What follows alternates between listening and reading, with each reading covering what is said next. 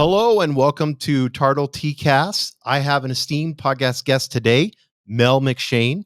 Mel is the executive director of strategy at Siegel+Gale, where she spearheads global engagements for the company's top clients, collaborating closely with executive partners and managing diverse teams. Mel is driven by her passion for harnessing the power of brands to create economic and societal impact. With over 20 years of experience in brand strategy, she has had the privilege of working with some of the world's most ambitious brands: Google, Microsoft, Grubhub, Uber, Netflix. She's also recognized for expertise in various areas: purpose definition and activation. We're going to get into these today: brand-led innovation, experience strategy, and my favorite, humanizing technology.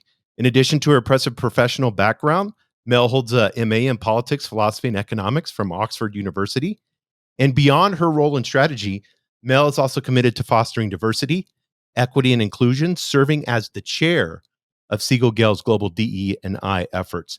Please join us today in welcoming Mel McShane to the podcast. Thanks for coming on today. Appreciate it. My pleasure. Gosh, I want you to write all my intros. Esteemed? Yes, esteemed. Exactly. Yes. It's so nice to be here. Thank you. Oh, yes. Well, you're from Oxford, so that is esteemed. I guess so. I guess that brand's got some cachet still. Yes, it does. Yes. Well, I want to get into a little bit about your background. And then for our audience, kind of if you can get into how you got involved, because this is always like everybody likes brand strategy and design, and that's, can be kind of sexy when you think of it. But what is like, how did you get to this level? Because you've got 20 years in this. So can you tell me a little bit about your background? Sure. I mean, I wish I could tell you it was part of a really carefully crafted plan, but it wasn't. I'm slightly suspicious of anyone who says, I always grew up wanting to be a brand strategist. I'm not sure that I even knew what those were for a very long time. But if I reflect back on it, I was always really interested in ideas and how different people can use ideas to guide action, which, led me to study things like politics and philosophy and economics, but, try and draw a line through it. And, I've kind of over time come to realize that is a lot of the branding work that you do, particularly with companies or with founders, really thinking about like philosophically, what is it they're trying to achieve in the world, and how are they going to bring people along with them? How do they judge whether to do the right thing or the wrong thing? And I initially started off in digital, which, then was termed all sorts of things like digital, new media, interactive, right? Internet.com boom. And, some things have changed and some things really haven't with that too. And, you look at this all the time, right?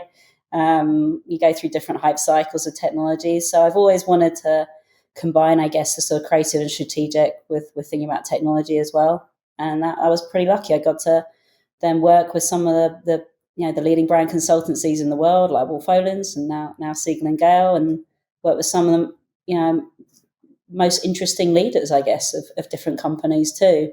So I've always found that kind of a privilege. Yeah, and I know Siegel+Gale has worked with a lot of high-profile clients, and I had mentioned them with your intro. What are some, I kind of want to get into this because we always think of like the enterprise side, maybe being a little stodgy, but what is unique or memorable experiences you've had with, working with an enterprise client? Oh, man, there's just some, it's funny. People think, must be like big corporations, like big money's always really serious, but the more you dig into them, everyone's got their own quirks, right? Or they started in their own way. Some of these companies you're dealing with are like been around for over 100 years. It's a whole heap of history you're dealing with. Others have like experienced incredible fast growth, like kind of invented an industry, if you like, in like 5-10 years, and you come to the tech clients. So I always feel like you can find the interesting side of it. I suppose for me, I feel like I'm lucky. I've worked with some of the world's like leading charities, I guess, as well. When you think about like Amnesty International, some of the big tech companies you mentioned, but maybe more recent experiences, like some people think, professional services, how that must be so dry, right? But when you dig into it, someone like KPMG that I work with a ton, they employ over 200,000 people, right? The average age of their employees is like well under 30. So they're always having to sort of, think about how they can be relevant. And because of their scale too, like whatever they do has a societal impact. What the way that they advise companies, the way that they operate within with a particular regime is always going to sort of set a new norm. So I find companies like that really, really exciting because of the scale. I mean, I could reel off. We've got pretty amazing list of clients at Siegel+Gale too. Like we've got the U.S. Army's just launched. Like that's Oh, huge, wow. That's amazing. right?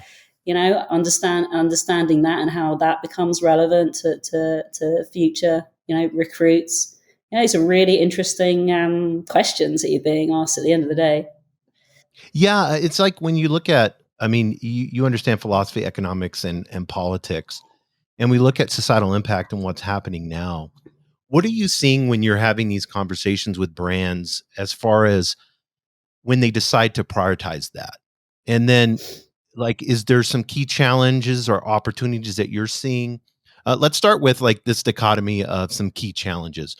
What is happening with brands? Like, you take a 100-year-old brand, Mm-hmm. or even take the US Army or whoever you want to take, that you're talking about, like a 100-year-old brand. How do they begin to start this shift of prioritizing societal impact? Oh, it's a great question. The funny thing is that some of these companies, like at their root, were about solving some kind of societal problem or need that governments weren't addressing, right? I mean, gosh, I remember going back to working with Unilever. Early on, it was always sort of founded on the idea that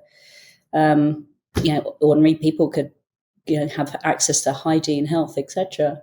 So there's sometimes, that they were always founded in that way. Did they always keep to the root, all these companies? No, there's a bit of re-guiding. But I will say that, and I spent a lot of time interviewing execs, right? It's still like that, as we're doing now, that one-to-one conversation is often where the gold is. And I have noticed such a good and accelerated change, I guess, around the importance of diversity is the biggest one I would pull out.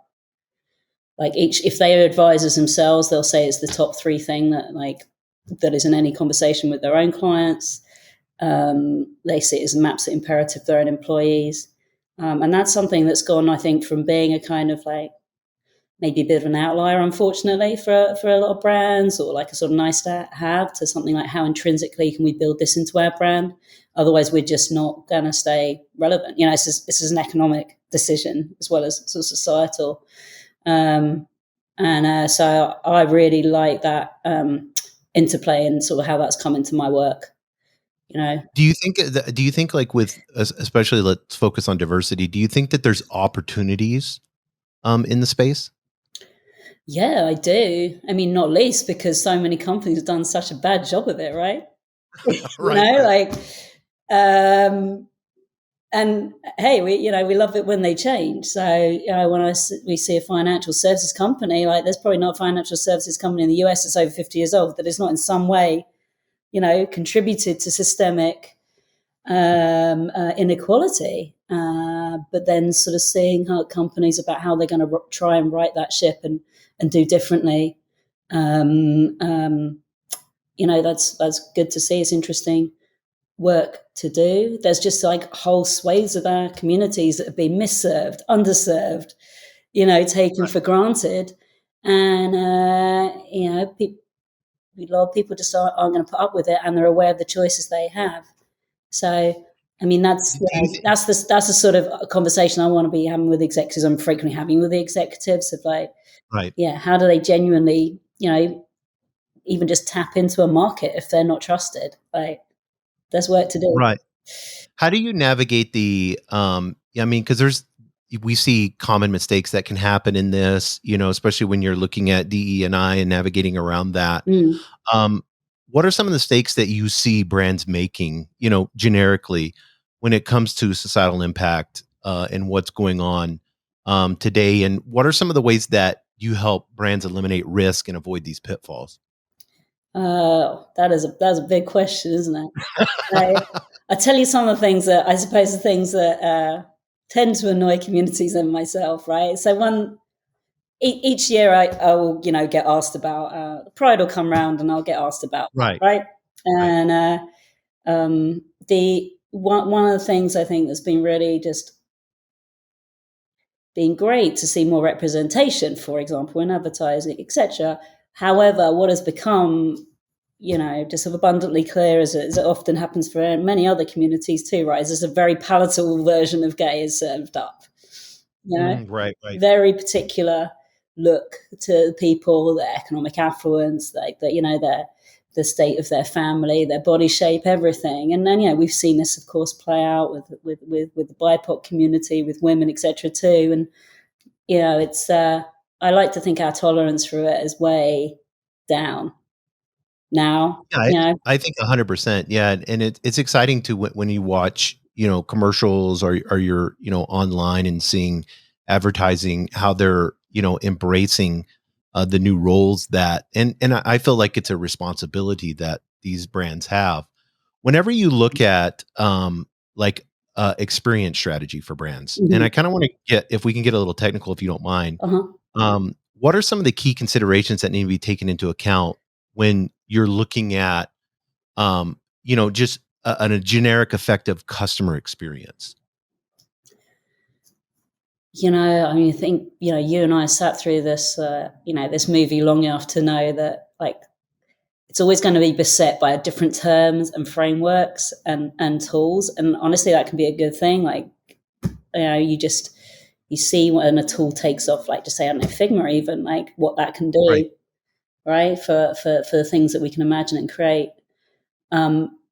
But I find myself increasingly, like, really coming back to the idea, like, the two things to just always keep on your mind is, like, one, simplicity. Now, maybe I would say that because we're at the Siegel+Gale's a simplicity company, but like that, you can get so lost in the journeys and the data, and a lot of the times the work I'm doing is to say, well, what is the essential? Like, yes, we could have huge amounts of segmentation that's necessary for certain things, but what if we had, like, one design target, that really helps us to, like, if we solve for her, then we solve for everybody else, for example.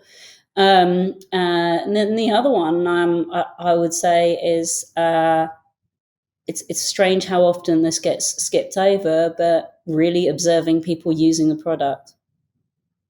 Yes, 100%. Right. I think, on our end, it's, we can get so data driven, that we forget to take the time to have those conversations with our customers to see, the heat. We'll look at heat maps and stuff like that, but not asking why to the customer, and I think I think exactly what you just said is so important. Whenever you're looking at, and this is something that you had in your bio, which I love, is humanizing technology. Whenever we're looking at the customer experience and going simplistic, how do we make it, like, human centric, where it's first focused on, the betterment of the good for the human? We think about this quite a lot, right? And I also think back at some of the sort of the missteps in doing this.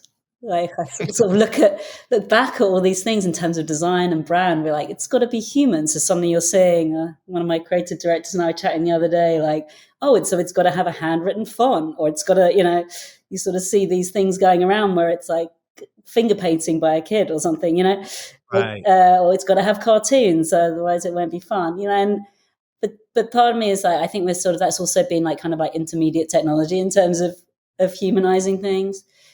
I'm really fascinated by the tools that we have that put, like, not just creating, but the improvement of the tool itself in people's hands. That's so good.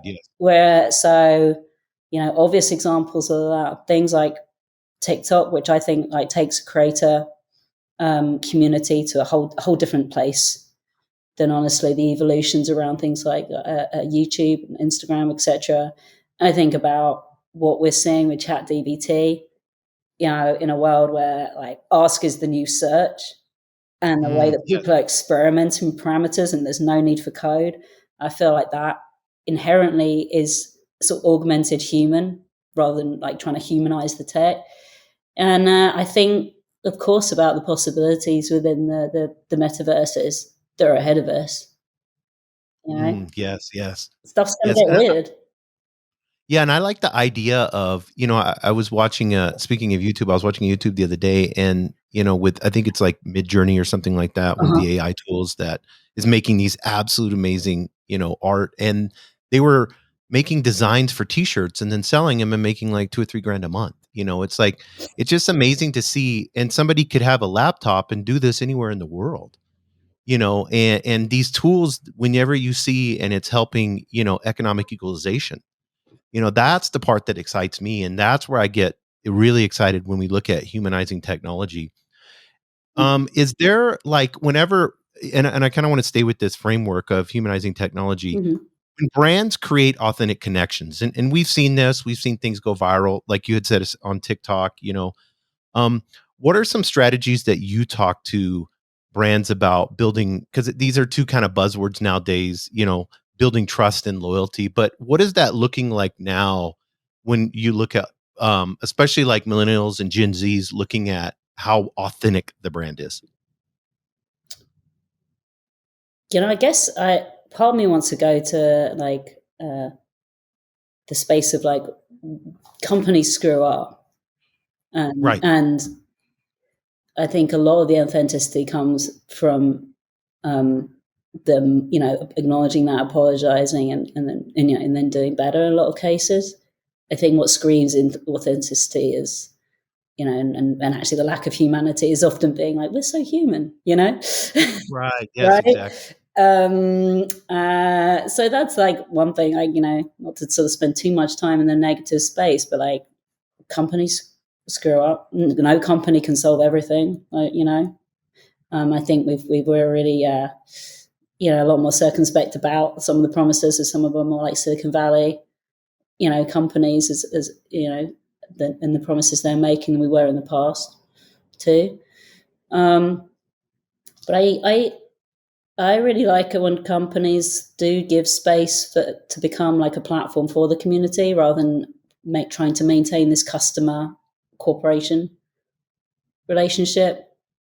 I think when we think about some of the tech brands we admire, the amount of time that they put into that, building out a real community partnership network, developer network. I often come back to those as being really solid ways to do it, because if you're not asking them, you're not getting the right information. I know it sounds really obvious, but we still have a lot of corporations that are very like parent child, right? Yes, yes, 100. That's what I was fixing to say. That's awesome. And that's something that I'm seeing when brands are looking at building trust.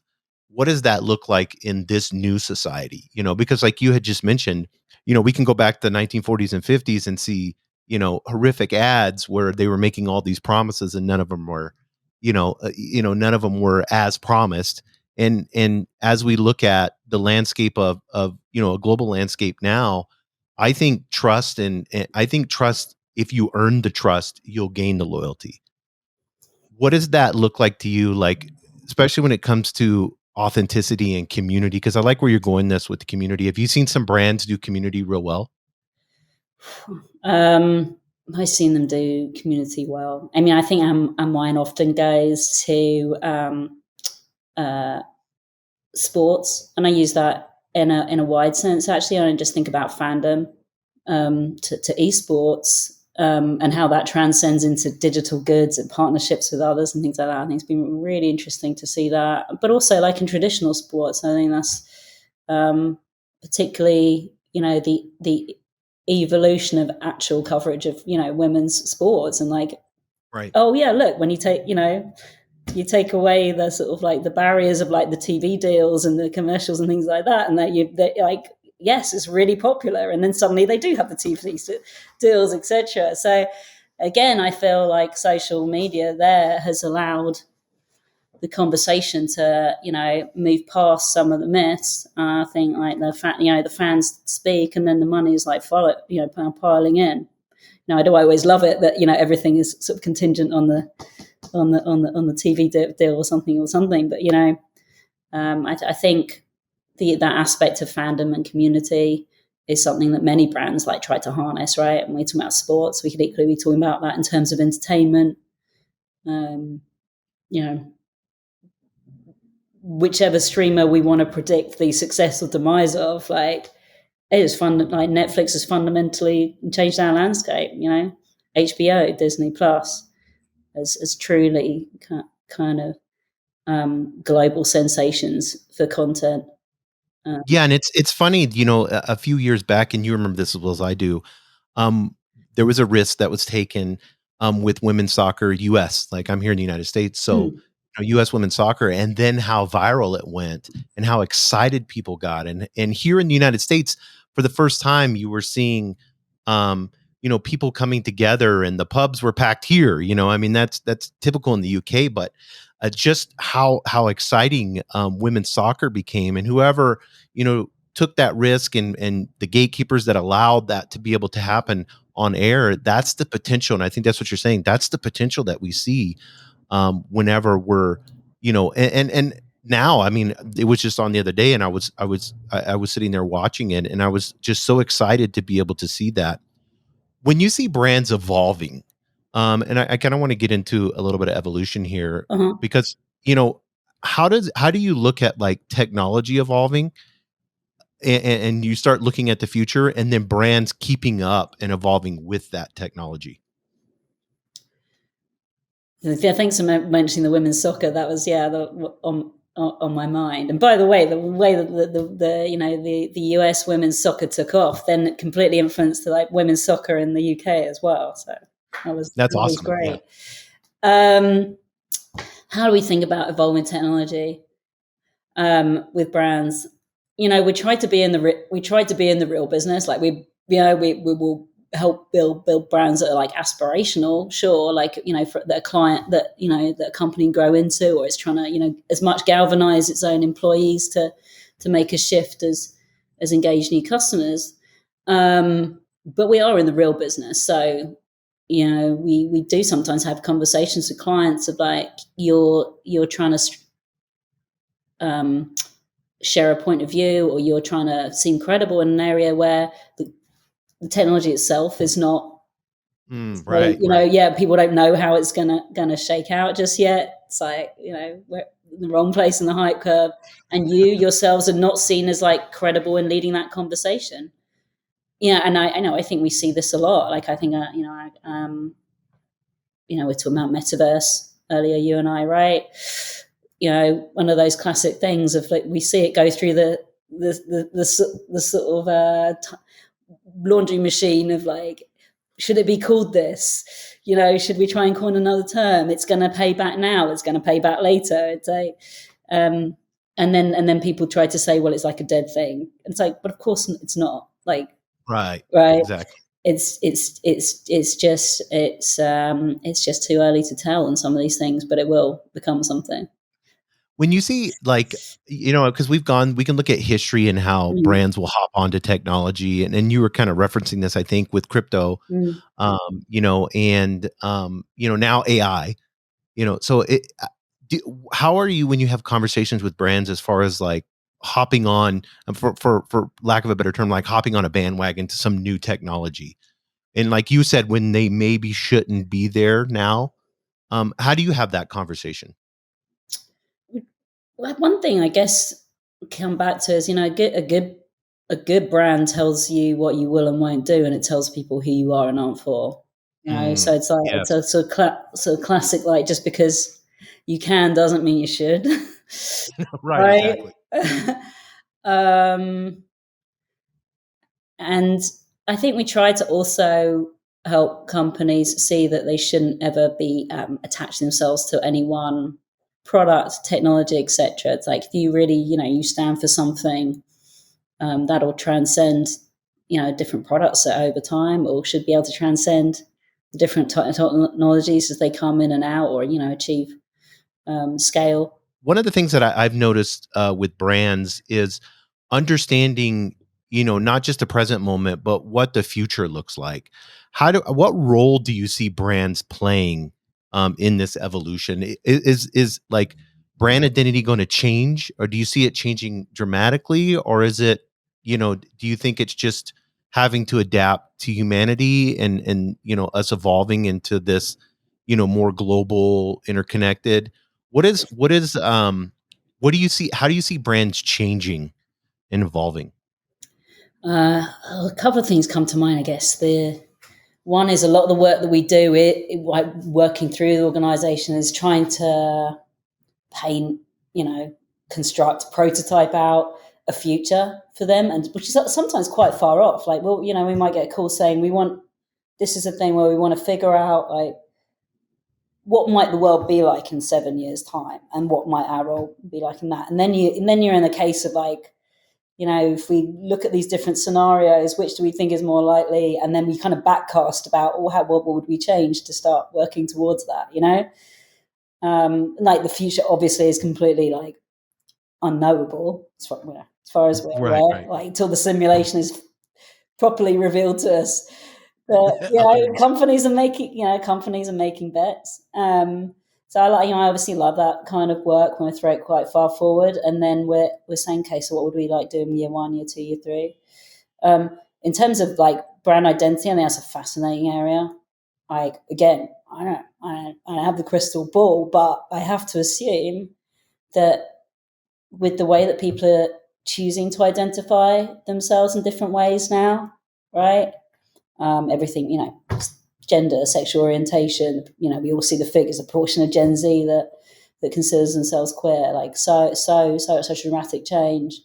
The way that people can show up with multiple identities in a digital environment, like, yes, Roblox right now, like, others that we could mention, but ultimately in VR and in the metaverse. I have to think that, like, at the core of it, identity is going to become ever more sort of expansive. I mean, I've been using AI to also just turn some of the get away from some of the design that some clients might lead themselves towards.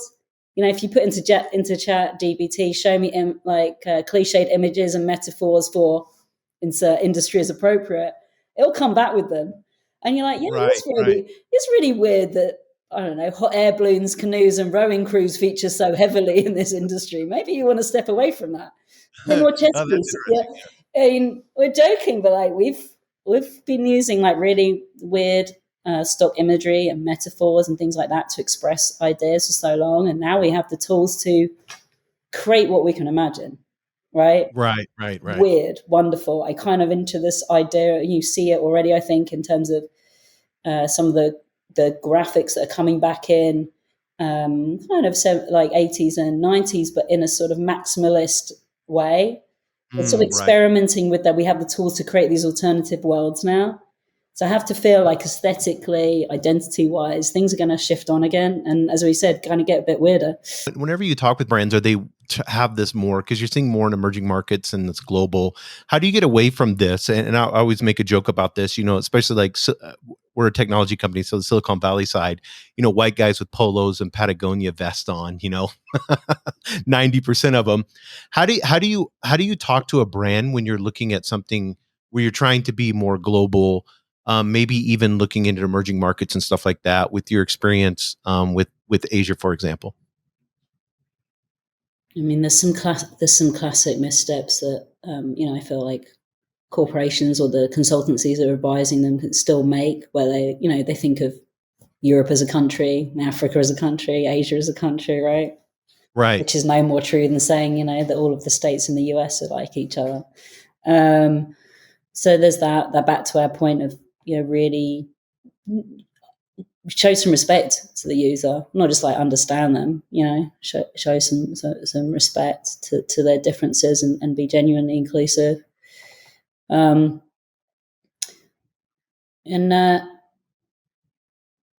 other thing I think, to try and come back to it is maybe the foray over TikTok and everything else is no one really has a monopoly on the right way to do things. Right. Yes. As soon as, and we're experiencing this coming from the US perspective over TikTok, right? Now, as people are very equally able to argue the point of it's risky that it remains in its current ownership versus it's more risky for it to change ownership, right? No, then this is just getting to a whole issue of trust. And then for many of the creators on there, they're like, well, we just use this for our own ends, right? It's quite subversive. Yeah. And then you have, like we were talking about before, you have whole economies that are built off of this. And I think this is really important in understanding, when you're looking at the metaverse, or even, not even Web 3.0, but when you're looking at what's happening now, I mean, how many people are, I mean, we can look at that, especially here in the United States, the economic data as far as people not returning to jobs. Where are they creating money? Where's money coming out of? How do we know how much people are making online? That data is not, it's out there, but it's kind of, it's dated. So whenever I see brands, and I kind of want to touch onto this, if we could, brands measure their impact on initiatives on society, and especially the environment. When we look at what's going on globally, what does that look like? And is there certain metrics that they should be paying attention to when they look at these initiatives on society? Yeah, I mean, I suppose the short answer is like the ones that you have to do for compliance, and there's the ones you choose for yourself. And I think the ones that you can choose for yourself are really telling. I'll give you one example. We're working a lot at the moment with a number of different healthcare companies, whether that's coming at it from the pharma side, charity sides, care sides, insurance, you name it, right? And one other thing on all of their minds that we're helping them work through is how they can contribute to better health equity. I mean, I can use the States as an example, but, equitable health is a global issue. Your income and your where you live, and a whole host of social determinants of health determine your health, right? And what we found is the problem is so big that no one person can solve it, but also it needs to be really specific about what piece you're going to attack, and have the strength to say, we acknowledge that there's all these other issues, there's all these other communities that we'd like to help, but we're going to say that this is the place where we want to make a difference. We will measure ourselves. It's we'll focus all of our energies on that for the next 2 years and report back, because these are like decades long commitments that certain companies got to make. And there's no angel in any of these things oftentimes, particularly when you're looking at areas like clinical trials or HIV. But to get back to your question, I think like being really specific and transparent about the measures that you have chosen, as opposed to the carbon ones that you have to give, right? I think is very telling, and that's, I think, what sort of separates sort of the brave from the we're just doing the minimum, Yeah, I like that. And finally, I want to ask, we have a lot of Gen Z and millennials that listen to the podcast. I wanted to kind of ask a theoretical question after having 20 years and being in this and being an expert. I mean, you could call yourself you may not call yourself an expert. I started work at age 12 though, so it's like that's awesome. But if you had the opportunity to teach 5 aspiring brand strategists and designers, all of them are like 21, 22, 23 years old, and they were wanting to make a difference in the industry. Like they were genuinely, their heart was in it. They were genuinely wanted to make a difference in the industry and help change the world through brand strategy and designing. What advice would you give them? Ooh. Work with people who aren't like you, like on teams. Personally, I've always loved that in this industry, at least, it's very multidisciplinary, and over time has become much more diverse in other sort of dimensions and inclusive. But yeah, working with people who aren't like you, because you'll get to better questions and you'll get to better answers. I think that's a big thing. I mean, the one that often people say, but I think it's still true, is just like stay curious. Yes. Think about why is something that way. Consider if there's a different way, a better way. Just asking the question can just prompt someone sometimes. I think that's a big one. And the other one I was reminded the other day is like, ask who's missing, who's not here. Yeah, that's really good. And I was like, God, yeah, that one is huge. Mm-hmm. Yeah, we get so caught up, I think, with the blinders on, and then we're so just, let's just have the meeting, and we forget to ask who shouldn't, who's there. Like you just said, that's so awesome. I love that. Like, who should be here? Yeah, yeah. I mean, every day I feel very lucky. I work with people of many, different ages, including those cohorts that you just mentioned. And it shifts my world and shifts my perspective. And equally too, like trying to do a better job of having people are older even than me, man, to come in, because this is like we want to look like the city that we're in. We want to look like the world that we're operating in. Agencies have not always done an awesome job of that. And we're trying to do better. Yeah, I like that. Look like the city we're in. Yeah, that's really, really good. Yeah, I was on a call the other day and had I'm 49, so Well, you don't look it. oh, thank you, thank you. Yeah, so Gen X, and then we had a millennial and we had a boomer in the call, and I pointed it out. I was like, and it was just so interesting once we began to have this conversation, all three of us, and then we began to kind of put aside those limited beliefs or whatever we may have, and then operate with honoring that other person that's there, with authenticity and being genuine. How quickly the conversation can change, and I think evolving for the better. Mel, this has been awesome. I appreciate you being on the podcast and taking your time. I know you're extremely busy. Are you in the UK now? Are you here in the United States, or? Yeah, I'm in the States. I'm in Brooklyn. I here for 10 years, but I guess the accent sticks around. But yeah, very much in the US. Yeah. Oh, that's awesome. Yeah, Brooklyn's amazing, amazing area. You've got like all the best restaurants around you. Well, they like to think so, but yeah, it's pretty cool. Pretty cool. You should come over and have some food sometime. Yeah, I'll have to. Our co-founder lives in New York, and works for Crane Shares. Ah, So he's the chief operating officer for Crane Shares, a hedge fund. So we always have lots of conversations and amazing meals, and I just love that area. There's no city like New York City. Like, there's no city in the world that's just amazing, the amount of, and you can see that from the beginning of the city and what it was built on. And you can see diversity, you can see inclusion, all being displayed there in New York. So I love it. So it's an amazing place. But thank you, Mel. Appreciate you being on the podcast. It's been a pleasure. I love what you're saying and you're speaking, and I appreciate you being serving as the chair of Siegel+Gale's DE&I efforts, and leading that and moving that forward. no. Thank you so much for today. It's been a real pleasure to chat with you. And I love what you do on this podcast. It's a really, really awesome lesson. Awesome. Well, thanks, Mel.